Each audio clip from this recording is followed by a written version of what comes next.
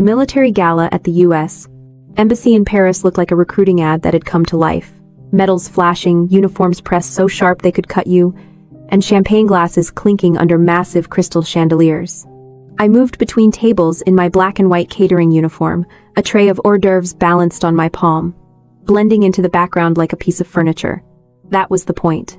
No one was supposed to see me as anything other than a waitress tonight, especially not my sister. But Emily always had a talent for finding me in a room, even when I didn't want her to. I spotted her across the marble floor, standing with two French military attachés, her red dress catching the light like she'd planned it. She laughed at something one of them said, then her eyes landed on me. That smile of hers, the one that always meant trouble, spread across her face. She didn't wait until I got closer. She raised her champagne glass slightly and said, loud enough for everyone around to hear, "Well, look at you.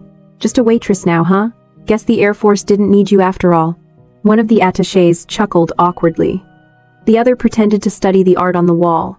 Emily took a slow sip of champagne, never breaking eye contact. I kept my face neutral.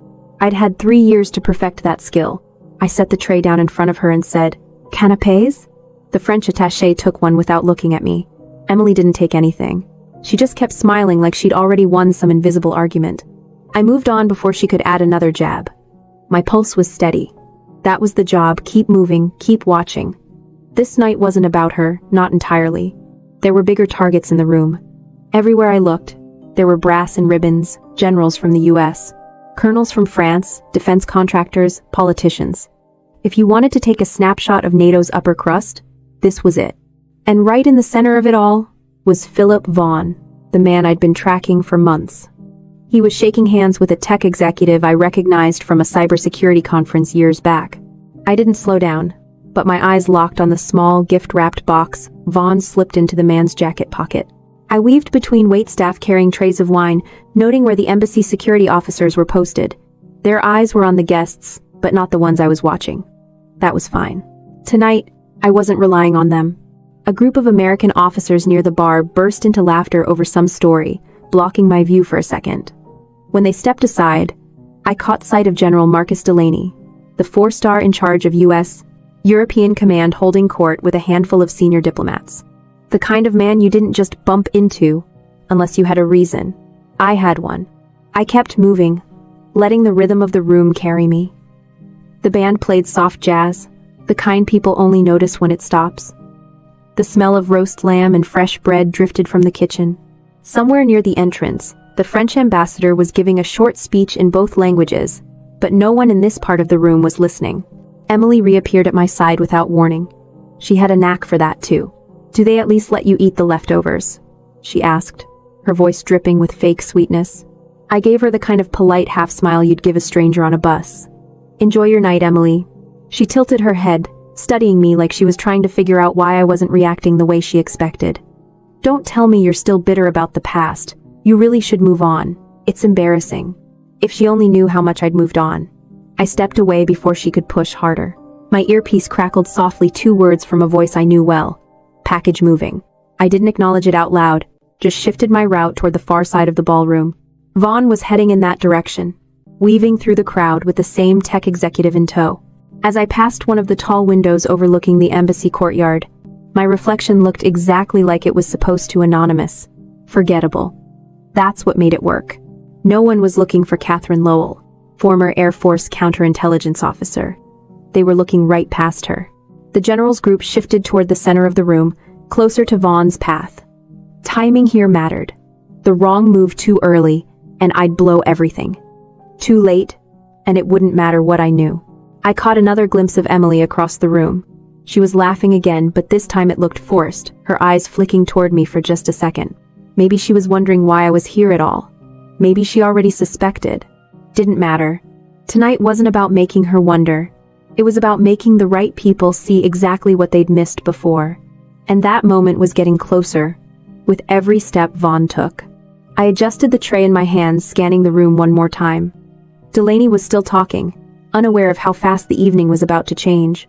Vaughn was closing the gap, the small box still hidden in the inside pocket of his jacket. I moved into position. My fingers tightened slightly on the tray as I stepped toward the side door, my body moving on instinct. The clinking of glasses and the low hum of conversation faded in my head, replaced by the steady memory of a different room, 3 years earlier, where every eye in the place was locked on me. Back then, I wasn't in a catering uniform. I was in Air Force blues, pressed perfectly, ribbons aligned to regulation, shoes so polished they reflected the overhead lights. I'd been summoned to a closed-door review at USAF Cyber Defense Command headquarters. The room smelled faintly of burnt coffee and recycled air. Colonel Mason sat at the head of the long table, the kind of man who could deliver good news or ruin your life without changing his expression. On his right, a panel of officers from OSI and JAG. On his left, 2 people from the NATO liaison office. Every one of them had a folder in front of them, and every one of those folders had my name printed on the cover. Captain Lowell, Mason began. You're here regarding a security breach involving classified radar data under your clearance. I kept my voice level. Sir, I identified that breach. I reported it. That's not what our evidence shows. He tapped the folder in front of him. They laid out a neat little package. Access logs showing my credentials, timestamps that lined up perfectly with the stolen files, and an IP trace conveniently matching my work terminal.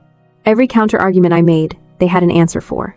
Every piece of proof I thought might help me had already been dismissed as inconclusive. I asked for time to conduct my own review. They said no. I asked for an independent forensic analysis. They said it had already been done. The speed of their answers told me they'd made their decision before I even walked in. At one point, I glanced toward the observation window. Emily was there, in civilian clothes, speaking quietly to someone I didn't know. She didn't look at me. The meeting lasted less than an hour. The verdict was final.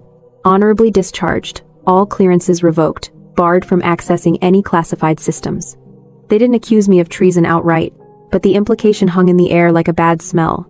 When it was over, I walked out carrying a cardboard box with my personal items, family photo, challenge coins, a coffee mug with the unit's logo. Emily was in the hallway, leaning against the wall like she was waiting for an elevator. You should just accept it, she said, her voice low. Fighting it will only make you look worse. I stopped, studying her face for any sign of sympathy. You knew about the breach. Her jaw tightened just enough to tell me I'd hit something. I can't discuss that. That's not a no. She pushed away from the wall. Go home, Katie. It's over. I watched her walk away, heels clicking against the tile.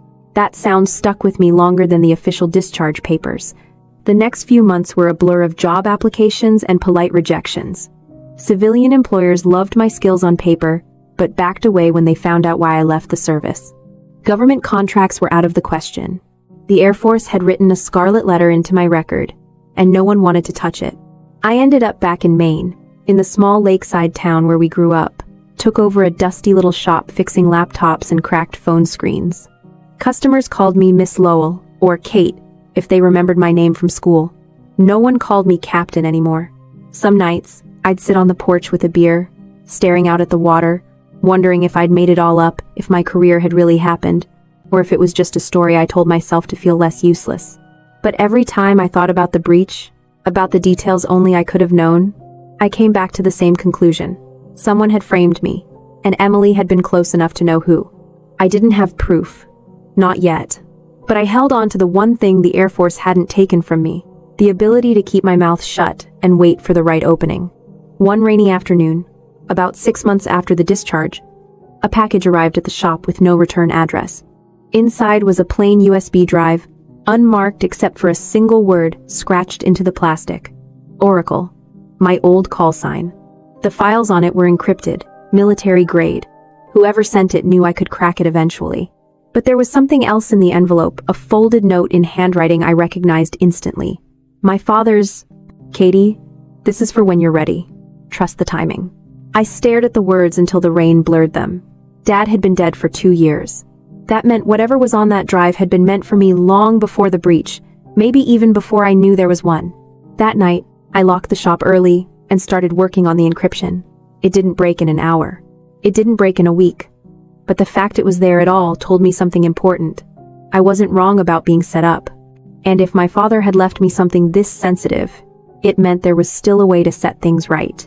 I slid the USB drive into the secure laptop I kept under the counter, the one no customer ever saw. The encryption fought back like a locked safe, layers on layers, just the way my father would have done it.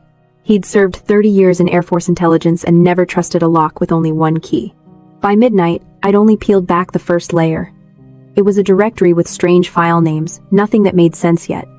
But the real surprise wasn't digital. 2 weeks later, after a storm rolled through and knocked out power for half the town, I went into the attic of the old family house to check for leaks. That's when I noticed a loose floorboard under the corner trunk. I'd been in that attic hundreds of times and never seen it. The board came up easily, revealing a small metal handle. I pulled. A dust-covered safe sat in the dark space, just big enough to hold a few binders and maybe a pistol. The combination lock had a familiar feel, same model my dad used in his office. I tried the code I'd memorized as a kid, the one he said opened the important stuff. The dial clicked, and the door swung open. Inside were 3 things: an external hard drive, a leather-bound journal, and a folded piece of paper with my name in his handwriting. The note was short. "Katie, if you're reading this, it means the storm came for you. This drive holds what I couldn't say, and the journal will tell you why. Some people you trust are not what they seem. Keep your head down until you have everything." I sat cross-legged on the attic floor, my jeans catching dust, and flipped open the journal. The entries started 5 years ago, before my discharge, when Dad had been stationed in Europe. At first, it was mundane.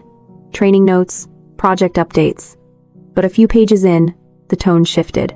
He'd been tracking unusual data traffic on NATO radar systems pings from places they shouldn't have been, at times when no exercises were scheduled. He suspected an insider was passing technical specs to a third party. The deeper he dug, the more he mentioned a facilitator in the US diplomatic corps. He never wrote the name, only initials. L. I stared at those letters until they blurred. The next entries documented meetings, small details, dates and locations: Brussels, Washington, Ramstein. He'd logged every anomaly, every unreturned call, every blocked inquiry. Then came an entry dated just weeks before his death, in a training accident. "The breach is closer than they think. If something happens to me, Katie will know who to trust."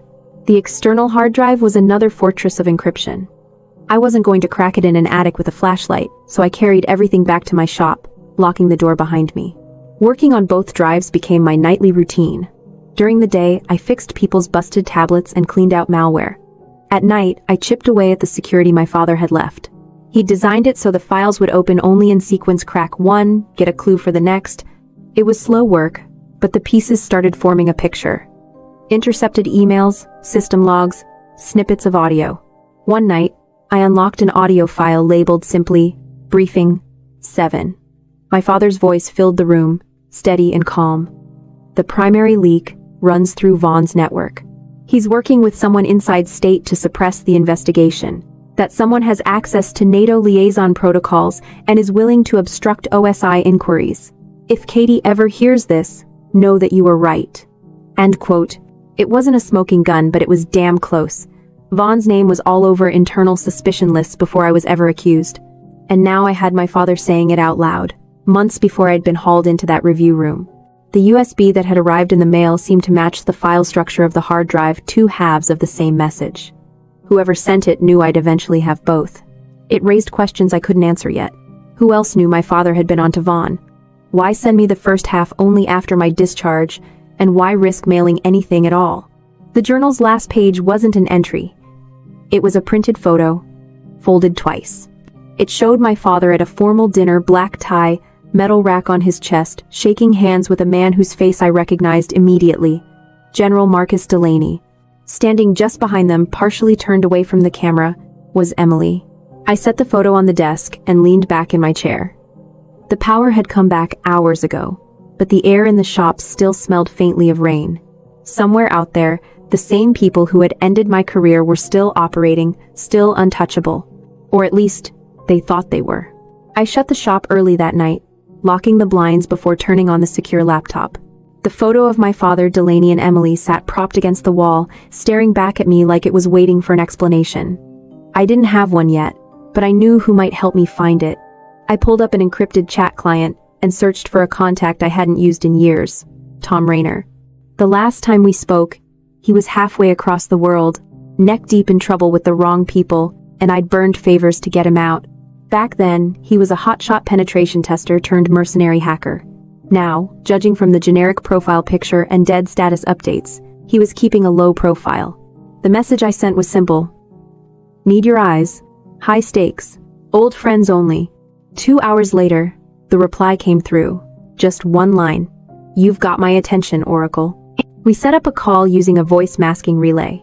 When he answered, his tone was casual, but I could hear the shift in his breathing when I mentioned Vaughn's name. Yeah, I've seen him in a few datasets, Tom said. He's careful. Doesn't do anything himself. Always 2 layers removed. Why are you poking that bear? Because he took something from me. And my father. That got him quiet. Then, send me what you've got. All of it. I hesitated. This doesn't leave you. Please. You saved my life in Kabul. I'm not about to sell you out for a few bucks. I uploaded encrypted copies of the drive segments and the audio file from my father.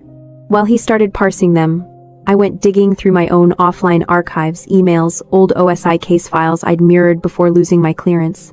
There was a gap in the records from the month before my discharge, as if someone had scrubbed every internal mention of Vaughn. 3 days later, Tom called back. You're not going to like this. Half the IP traffic your dad logged came from a secure subnet in DC State Department. The credentials belonged to someone with diplomatic cover and NATO clearance. I didn't have to say the name. He said it for me. EL. Before I could respond, another voice entered the picture, Bobby Hargrove, my old OSI colleague. He'd been lurking in the same encrypted forum where Tom and I crossed paths. Bobby had stayed in the service, but not in the official channels. I've got something you'll want, Bobby said.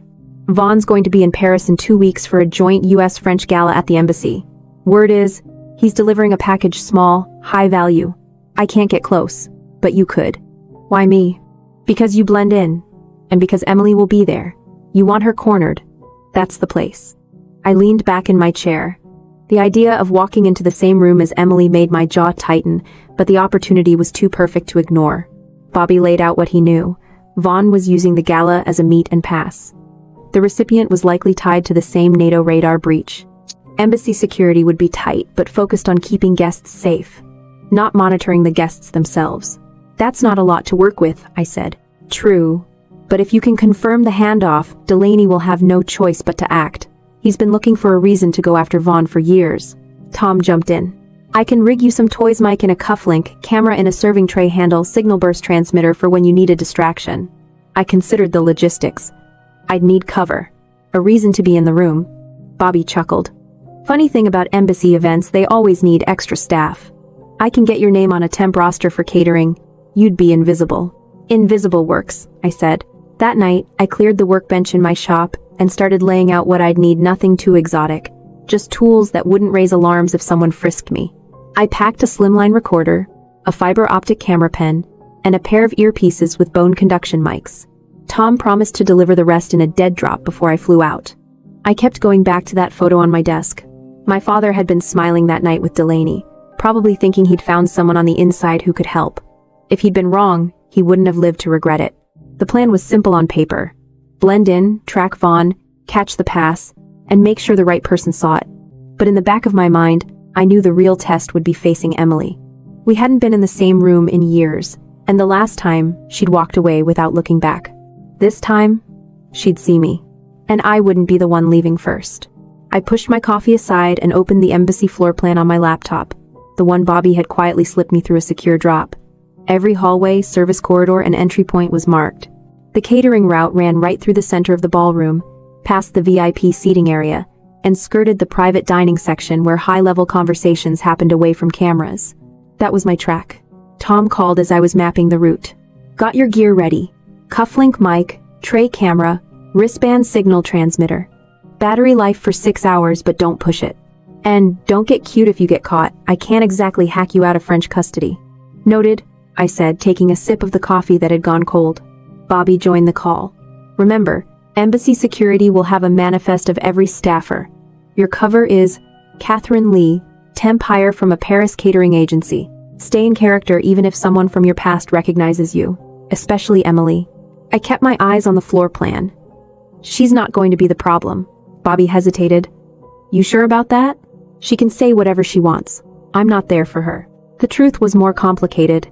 I'd spent years training myself to keep a straight face under interrogation, but family digs were a different kind of weapon, and Emily knew exactly where to aim. Over the next few days, I drilled the gala routine until it was muscle memory. Tray in left hand, right hand free for clearing glassware or activating the transmitter. Eyes always scanning without turning my head too much. I practiced keeping my voice neutral in both English and French, switching back and forth without thinking. Tom dropped the equipment in a cafe locker near Gare de Lyon. I picked it up wearing sunglasses and a scarf, just another tourist dodging the drizzle. Back in my rented flat, I laid it all out on the bed cufflinks, charging cases, the modified tray handle with the built-in lens. Everything was matte black, no shiny edges to catch the light. The last piece was the earpiece. Bone conduction meant no visible wire running into my ear, and no one standing next to me would hear it unless they were close enough to kiss me. Tom's voice came through during the test. Sound check. Tell me a secret. And, I once replaced the sugar in Emily's coffee with salt, I said. Tom laughed. Spite and sabotage. Classic military sibling energy. 2 nights before the gala, Bobby sent me a short dossier on the key players. Vaughn, obviously. 2 French defense contractors who'd been on NATO watch lists for years. A civilian tech consultant with suspiciously deep pockets. And Emily listed as a senior U.S. liaison on the official guest list. She's been in Europe for the last year, Bobby said. Meetings, negotiations, the usual diplomatic dance. No confirmed link to Vaughn, but your dad's notes weren't exactly random. I scrolled through the photos. Emily at a conference table with French ministers. Emily shaking hands with defense industry reps.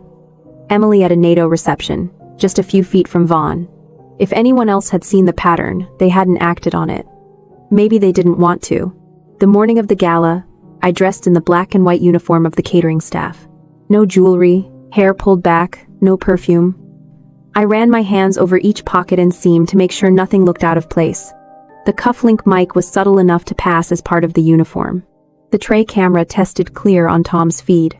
You've got 6 hours from first guest to last toast, Tom said over the line as I slipped on my jacket. Remember, you're not there to grab evidence. You're there to make the right person see it happen. I locked the flat and stepped into the cool Paris air. The embassy loomed ahead, flags snapping in the breeze, security officers checking credentials at the gate. Inside, the catering crew was already moving trays from the kitchen to staging tables. I fell in line without drawing attention. One of the French servers handed me a stack of flutes and said something in rapid French. I answered without hesitation, my accent smooth from years of practice. He nodded and went back to polishing silverware.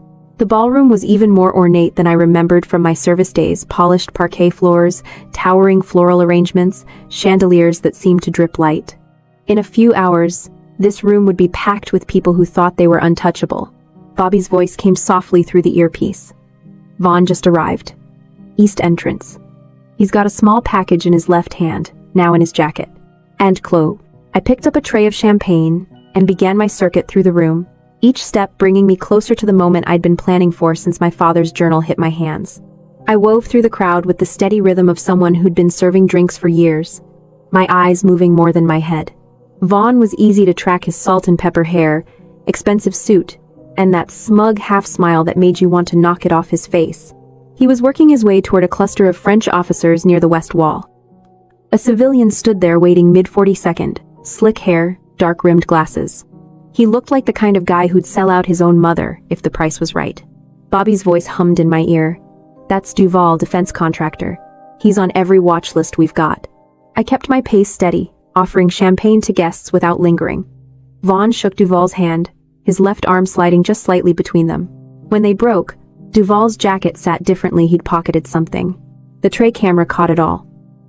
I shifted my angle, making sure the cufflink mic picked up their brief exchange in French. It wasn't much. Duval said, "C'est arrivé." It's arrived. And Vaughn replied, "Parfait." I adjusted my route so I could pass closer to them, catching Vaughn's face in profile. He looked relaxed, like this was just another Tuesday. But Duval kept glancing over his shoulder toward the center of the room. I followed his line of sight and saw Emily. She was laughing with 2 French attachés, her hand resting lightly on one man's arm in that practiced way she had. Then she looked toward Vaughn and gave the smallest of nods.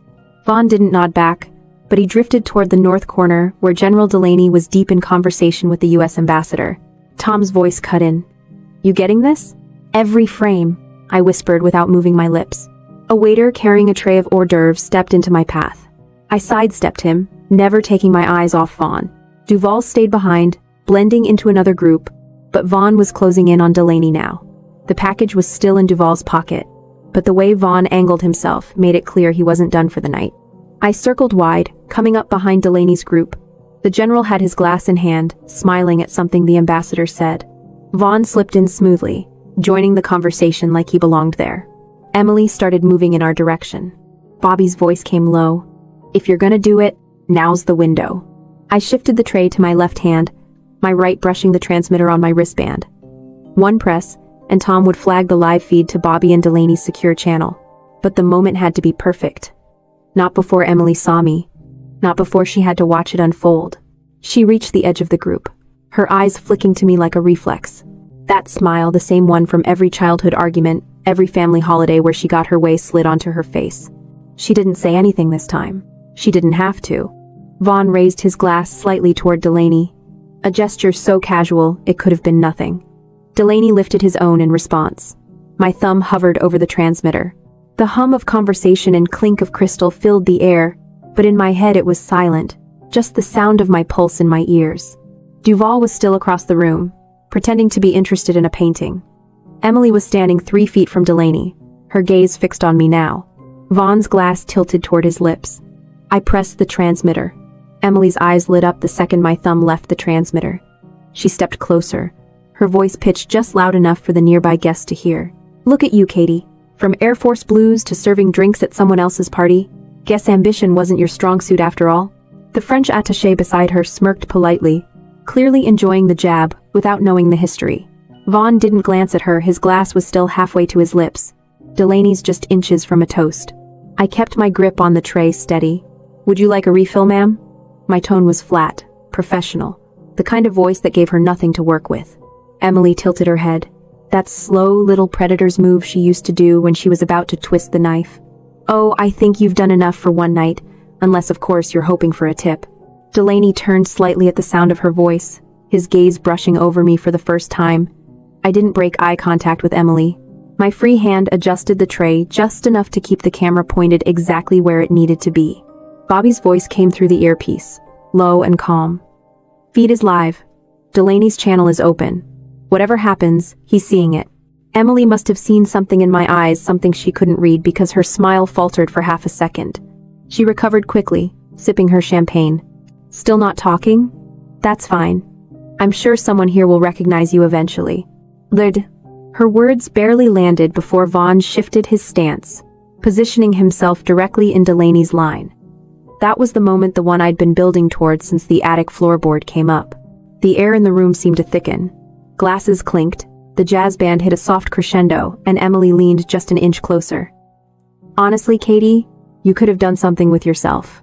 Instead, excuse me." I cut in, stepping slightly toward Delaney, my voice calm but sharp enough to slice the space between us. Her eyes narrowed, but I didn't look at her again. The general's glass was still raised. Vaughn was watching him like a hawk. I held the tray just below my chest, angled so the mic caught every word. "Sir," I said evenly, "your drink."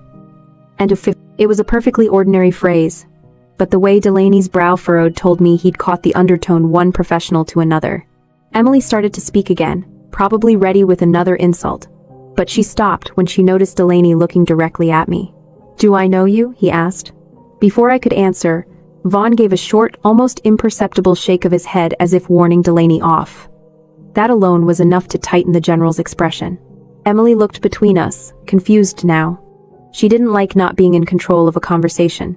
I shifted my stance so my body blocked Vaughn's view of my right hand, the wristband transmitter still warm against my skin. My pulse was steady, my breathing slow. Delaney's glass hovered midair. I leaned in just enough for my words to be private. I bent slightly toward Delaney, the tray balanced easily in my left hand, and let the words leave my mouth in a steady whisper. "Ne buvez pas." End quote. "Don't drink." Delaney froze mid-toast, eyes narrowing as if replaying the phrase in his head. Then his gaze locked onto mine, sharper now, cutting through the years since I'd last worn a uniform. "Oracle," he said under his breath, the name almost lost in the ambient hum of the ballroom. Emily's head snapped toward him. "What did you just—" He didn't answer her. He lowered his glass and set it on the table, the subtle motion enough to send a signal without a single word. His hand brushed the lapel of his jacket twice, a movement only someone trained would recognize. Vaughn noticed. His smile tightened, but he didn't break composure. He shifted back half a step, scanning for Duval. I adjusted the tray so the camera caught Vaughn's subtle retreat, the angle feeding straight to Bobby. Delaney's voice was low, but clear. Is the package still in play? Yes, sir. Left inside pocket, Duval. I replied, the words barely audible. Emily took a step toward me, her voice pitched in that controlled public diplomat tone. Katie, what are you doing? You're embarrassing yourself. Her choice of words almost made me laugh. Embarrassing myself. She still thought this was about some petty sibling spat. Vaughn made a move toward the side exit. Delaney didn't move, but the shift in his posture said everything. His attention stayed on me. Stay close. Don't break cover. Tom's voice crackled in my ear. Urgent now. Security feed's been hijacked for 30 seconds. That's all I can hold it. If you're gonna light it up, this is it. I let the tray dip just slightly, my thumb pressing the transmitter again. This time, it wasn't just a signal. It was the burst that sent the live feed to multiple secured recipients in real time. Vaughn's face, Duval's pocket, Emily's proximity all captured. Emily's hand closed on my wrist. Katie, I'm telling you, stop this right now. And deduced. Delaney's voice was calm but carried weight. Miss Lowell, step back. She blinked at him, thrown by the authority in his tone. General, she's... Step back. Her grip loosened. I took one clean step forward, clearing her from my peripheral. Vaughn was 2 strides from the door now, Duval cutting through the opposite crowd. Delaney's hand went to his earpiece. Lock the exits. Now. That. In less than 3 seconds, 2 plainclothes military police officers moved to block the main exit, while another closed in on the side door. The shift in the room was subtle but unmistakable, like a current changing direction. Conversations stuttered, heads turned. Vaughn's eyes flicked toward the exits. And for the first time that night, I saw a crack in his calm. Emily stood frozen between me and Delaney, watching the scene unfold without any understanding of how we'd gotten here.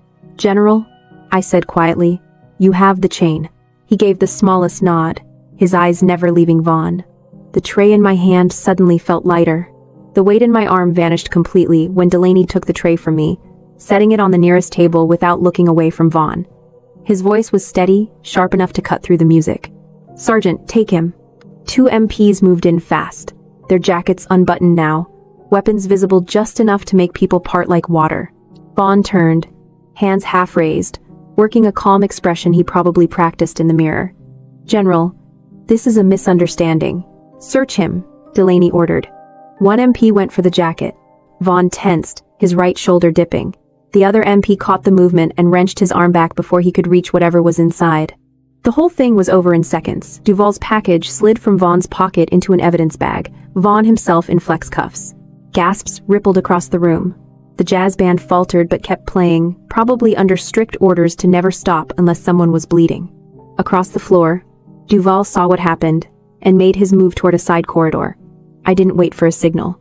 2 o'clock, gray suit, glasses, he's got the other half, I said into the mic.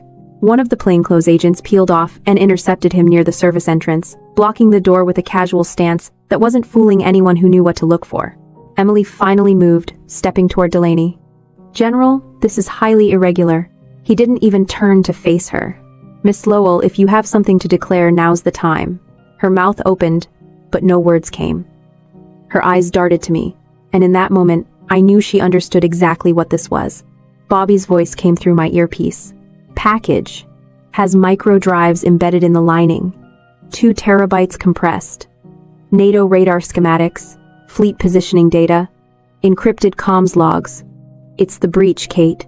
Your breach. The knot in my stomach tightened, but it wasn't surprise. It was confirmation. Every late-night doubt, every maybe I imagined it, was gone. I'd been right, and now the proof was in a military police evidence bag under half the embassy's eyes. Tom's voice overlapped Bobby's. I'm sending you a location ping. It's a secure room in the basement. Delaney's heading there with the package. If you want your chain of custody locked airtight, stick with him. Delaney was already moving. Vaughn between the 2 MPs like a VIP being escorted to his car. I stayed a half step behind, scanning the crowd. Most guests were frozen in place, trying to look uninterested while their eyes followed every move. Emily wasn't frozen. She was trailing us, heels clicking against the marble, her voice low and tense. "Marcus, you can't just drag people out of a diplomatic event." "Watch me," Delaney said without slowing down. In the service corridor, the noise from the ballroom muffled to a dull hum. The lighting went flat, shadows pooling in the corners. 2 more MPs joined the escort, one taking point. We passed kitchen staff pressed to the walls, their eyes wide. In the basement, a security door waited, keypad glowing. Delaney entered a code, the lock releasing with a heavy thunk. Inside was a stark room metal table, recording equipment, secure evidence locker. "Sit him down," Delaney ordered. Vaughn was shoved into the chair, flex cuffs still tight. Duval arrived seconds later under guard, his glasses askew, jacket rumpled. Whatever deal they'd been running tonight was officially dead. An evidence tech in gloves took the package, photographing it from every angle before slicing it open. The microdrives tumbled out like coins, even sealed in anti-static bags. They looked dangerous. Delaney turned to me. "Captain Lowell, you're reinstated for the purposes of this chain. You will witness every transfer from here to OSI." The words landed like a clean hit after a long fight. He wasn't offering a favor, he was restoring authority I'd been stripped of 3 years ago. "Yes, sir," I said. Emily stood in the doorway, her arms folded tight. "You think this clears her? You have no idea what you're walking into." Delaney looked at her the way only a career general could, measuring, unflinching. "On the contrary, Miss Lowell, I think I'm finally seeing the whole board." Her jaw tightened, but she didn't move. Vaughn kept his mouth shut, eyes locked on the table in front of him. The evidence tech sealed the drives in a case and logged them. Delaney signed the form, then slid it to me. My name went under his, the pen smooth against the paper. For the first time in years, my signature didn't feel like a formality. It felt like a strike. Delaney slid the signed chain of custody form into the evidence file, then leaned back against the metal table. "Captain, I want to hear it from you. Start to finish." End quote.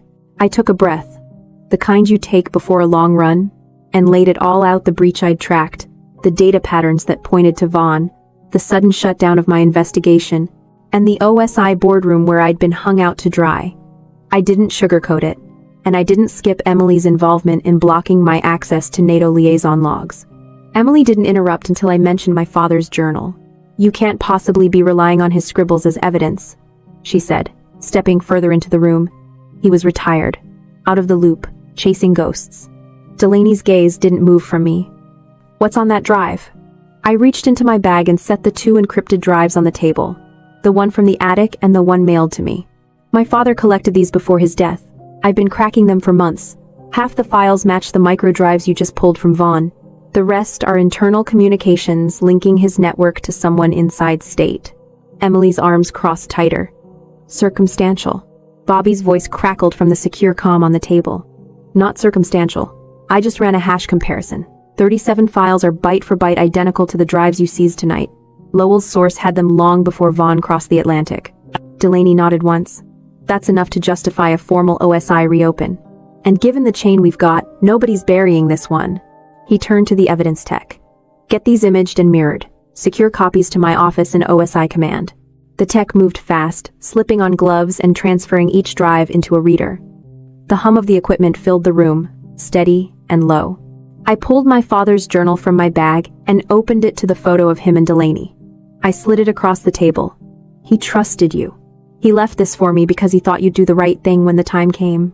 Delaney studied the image, his jaw tightening. "Your father was one of the best analysts I ever worked with. If he said there was rot in the system, I should have listened sooner." Emily's voice was cooler now. "Marcus, think about the optics. You make this public, and you're accusing a sitting State Department liaison of obstructing a NATO security investigation. That's gonna blow back on you." End of. Delaney looked at her for a long moment. "If you're worried about optics, you're in the wrong line of work." The drives finished imaging, and the tech handed Delaney 2 encrypted copies. He passed one to me. "Keep this. If anyone tries to shut this down again, you release it." It wasn't a suggestion. Bobby spoke again over comms. "OSI's already spinning up a task force. They're reviewing your old case files, Kate. Looks like your record's about to get a rewrite." Then, the words hit harder than I expected. I'd told myself for years that I didn't care about getting my rank or clearance back, but hearing that my name would finally be cleared, it loosened something in my chest I didn't even realize I'd been holding. Emily stepped toward the table, her voice sharp. If you think this will stick, you're naive. Vaughn has allies, and they'll burn half the Pentagon before they let this go to trial. Delaney didn't flinch. Then we'll bring the other half of the Pentagon to watch it happen. Her jaw tightened, and for a second I saw the flash of panic behind her eyes. She knew the tide had turned, and she couldn't control it this time. I slipped the encrypted copy into my jacket. The weight of it was different from the tray I'd carried earlier. It was heavier, but it felt like the kind of weight you chose to bear. Delaney stood, gathering the files. This isn't over, but tonight we took the first step. And we took it with witnesses, evidence, and an unbroken chain.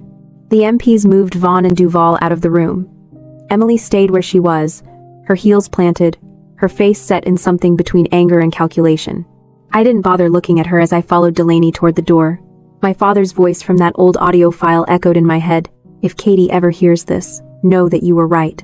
Now, I had proof, and an open case file to make sure it mattered. Emily caught up to me in the corridor, her heels striking the tile like a metronome set to interrogation mode. Katie, she said, voice low. We need to talk. Alone. I didn't slow down. We've had years for that. You passed. She moved ahead, cutting me off near a side hall. The MPs gave us space but stayed within line of sight.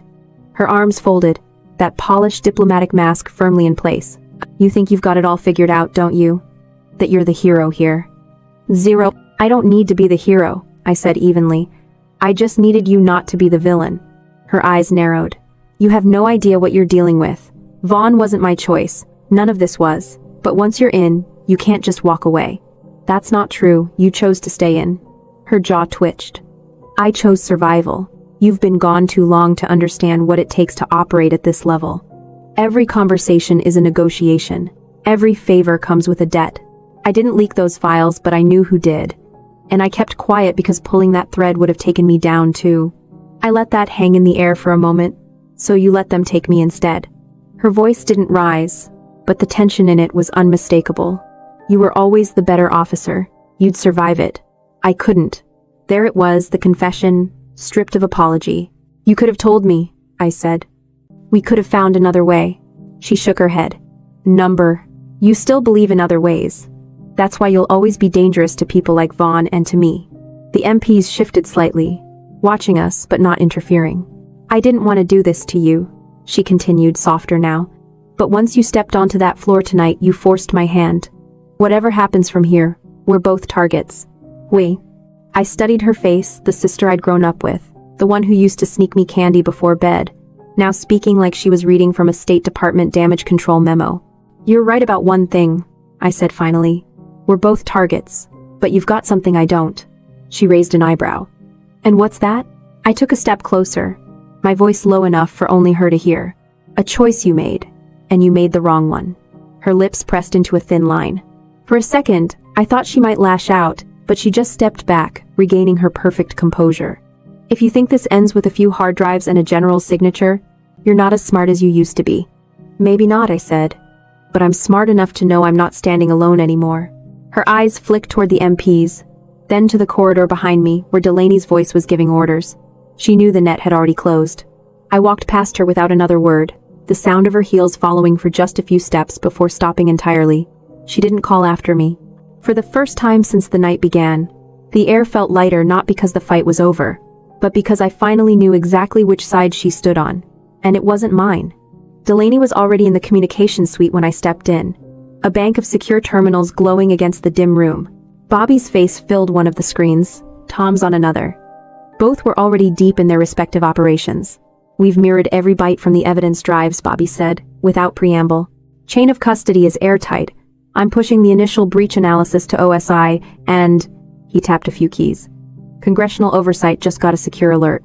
Tom leaned back in his chair, the glow of code scrolling across his screen. Newsrooms are sniffing around too. Somebody at the gala leaked that the MPs walked Vaughn and Duval out in cuffs. By morning, you'll be on every defense blog in the country. Delaney cut in. I don't want this spun as gossip. We release facts, not rumors. The data, the chain, the arrest, nothing else. Understood, Bobby said. But you can't stop the headlines from drawing their own lines. And they're going to connect Emily to Vaughn whether you like it or not. I glanced toward Delaney. He didn't look at me when he said, Then let them. If she's clean, she'll have the proof. If she's not, we'll have it. From the corner of the room, an evidence tech passed me a folder. Inside were high-resolution stills from the tray camera. Vaughn handing Duval the package, Duval pocketing it, Emily nodding in their direction. No captions, no commentary, just images that told their own story. I slid the folder back and tapped the screen where Tom was running a file index. Flag every document with NATO headers. Prioritize encryption keys and communications logs. The more irrefutable, the faster this sticks. Tom gave a short nod, his hands flying over the keyboard. The door opened, and a press liaison stepped in, looking like she'd just walked into a classified hurricane. "General, reporters are already gathering outside the embassy gates. Do we issue a statement?" Delaney didn't hesitate. "Yes. Keep it short. Confirmed that 2 individuals were taken into custody on suspicion of espionage against NATO allies. No names, no speculation." The liaison left, and the door shut with a quiet click. Bobby's voice came back over comms. "Kate, your father's journal? There's an appendix. Pages we missed before. Looks like he'd compiled a list of compromised defense liaisons, state, DOD, even contractors. Vaughn's just one piece." I felt my hands curl into fists. "And Emily?" A pause. "Her name's not there, but 2 of her closest diplomatic contacts are." Delaney caught my eye. "We follow the threads, all of them." By midnight, the first news alerts hit the wire. The phrasing was clinical. U.S. and French military authorities disrupt suspected espionage operation at Paris Gala. But the undercurrent was obvious. This wasn't just another leak. It was the kind of breach that reshapes careers and collapses alliances. Tom patched into a live feed from one of the major networks. The anchor's tone was grave. "Sources tell us the individuals detained tonight are linked to a data breach that occurred 3 years ago and resulted in the dismissal of a decorated U.S. Air Force cyber officer." I didn't have to ask how they got that last part. The story was out. Emily's face appeared briefly in a clip, shaking hands with a French defense official. The network didn't label her, but they didn't have to. Anyone in the diplomatic circuit would know. Delaney turned from the screen. "This is going to burn hot for a week. Maybe longer, but when it's over, you'll have your name back." I shook my head. "I don't just want my name back. I want every name my father wrote down in that journal investigated. No more quiet cover-ups." He gave me a look that said he understood. "Then, we move now." "All?" The room hummed with activity again. Files uploading to secure servers, phone lines lighting up with encrypted calls, techs printing hard copies for classified couriers. Every movement felt like momentum, the kind that couldn't be stopped without leaving fingerprints. Somewhere in the embassy, Emily was probably already drafting her resignation statement, carefully worded to make her look like the wronged party. It didn't matter. The truth was no longer hers to manage. It was out, documented, and impossible to reel back in. By the time the first wave of statements went public, the embassy was running on caffeine and adrenaline. Every corridor buzzed with controlled chaos. Press officers fielding calls, security staff doubling patrols, and intel teams cross-referencing the seized data against ongoing NATO operations. Delaney found me in a quieter hallway near the operations room. "OSI wants you reinstated, effective immediately. Full clearance, back pay, restored rank. You'd be leading the Joint Cyber Counterintelligence Unit." I didn't answer right away. The offer carried weight. 3 years of my life could be put back on paper like they'd never been erased. But paper wasn't the same as reality. "Sir," I said finally, "if I take that, I'm tied to the chain of command again. And I've seen how easily that chain gets used to strangle the wrong person." "Aw." He studied me, maybe expecting hesitation for the sake of negotiation. "You're one of the best operators I've seen. The unit needs you." "I know," I said, "and that's exactly why I can't be in it. Not right now. I want to keep doing this work, but off the books. No leaks, no politics. I can move faster if I'm not in a uniform." It wasn't what he wanted to hear, but he nodded once, slowly. "You'll have my number. If you need resources, you'll get them. Just be careful who you trust." "That. I think I've learned that lesson," I said with a dry half-smile. We walked back toward the secured wing, passing a wall of photographs past joint operations, commanders and diplomats, posing with forced smiles. Emily's face was in more than one of them. Bobby's voice came through my earpiece. "Media's gone full tilt. Vaughn's facing preliminary charges. Duval's cutting a deal. And your sister, she's announced she's stepping down." calls it a strategic withdrawal for the good of the department. I stopped in the hall, letting that sink in. She's not going to vanish, she'll just pivot. Yeah, Bobby said. But for now, she's out of play. I signed the last of the transfer documents for the evidence, handing them back to the tech on duty. My encrypted copy stayed in my jacket. I wasn't letting it out of my possession, not even for a second. Delaney offered his hand. Whatever uniform you wear or don't, you've earned my respect back. I shook it, firm and steady. And you've earned mine. When I stepped outside, the Paris night was still alive, streetlights glowing, the hum of late traffic mixing with the faint sound of music from the gala above. It almost felt like a normal night in the city, if you ignored the 2 armored vans idling at the curb and the quiet watch of armed guards. I pulled my coat tighter and started walking, no driver, no escort. I'd spent years being a ghost in my own life. Tonight, I was finally moving under my own power again. The encrypted drive pressed against my side with each step, a reminder that the fight wasn't over, just different now. My role had changed. My resolve hadn't. The knock on my hotel door came just after sunrise. No security escort, no press, just a uniformed courier holding a slim, brown paper-wrapped parcel. Miss Lowell? Hand delivery, confirmed ID required. I signed for it, the weight barely more than a paperback. Once the door shut, I set it on the desk and peeled back the paper. Inside was a familiar leather-bound notebook, edges worn, pages faintly smelling of the cedar drawer they'd been kept in when we were kids. It wasn't my father's. It was Emily's. Flipping to the first page, I saw the neat handwriting I remembered from when she used to help me with French homework. But now, there was only one short line in English. I chose wrong. No signature, no date. She didn't need either.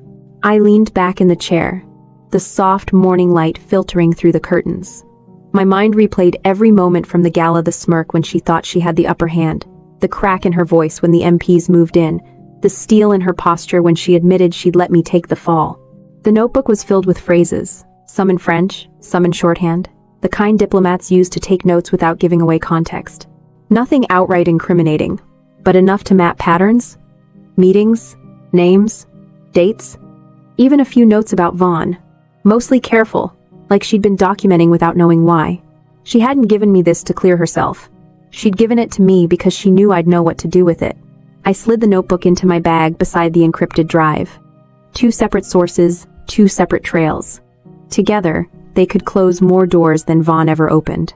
Outside, the city was waking up. Delivery trucks rumbled down narrow streets. Cafes opened their doors, and somewhere a radio played a brass-heavy chanson.